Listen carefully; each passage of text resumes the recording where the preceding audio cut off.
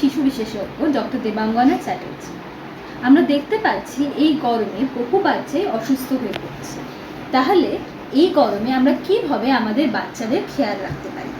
প্রথমে জেনে নিই কি করতে হবে বাচ্চাদেরকে এই গরম থেকে বাঁচানোর জন্য। 1 আমরা সবসময় চেষ্টা করব বেলা 11টা থেকে 4টে বাচ্চাদেরকে বাড়ি থেকে যাতে বের না করা হয়। ডাইরেক্ট রোদ যাতে আমাদের বাচ্চারা কখনোই না খায়। 2 বাচ্চা যখন বাইরে বেরোবে, যদি কোনো কারণে বেরোতেই হয়, আমরা এনশিওর করব বাচ্চার টুপি, ফুললি কাভার্ড জামা কাপড়, পিওর কটন অর্থাৎ সুতির জামা কাপড় পরে সে বেরোবে।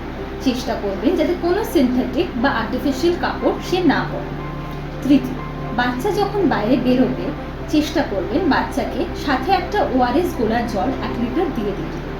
সারাদিন বাচ্চা যাতে অন্তত 3 থেকে 4 লিটার বয়স অনুযায়ী জল খায় এবং সবসময় সে ওয়েল হাইড্রেটেড থাকে। সেই জলটি ওআরএস এর জল, ডাবের জল, ডালের জল, যে কোনো ধরনের জল হতে পারে, তবে জল এই সময় অত্যন্ত গুরুত্বপূর্ণ। এবং যে কোনো চিন্তার বিষয় দেখলে অতি অবশ্যই নিজের পিডিয়াট্রিশিয়ানকে কন্ট্যাক্ট করুন।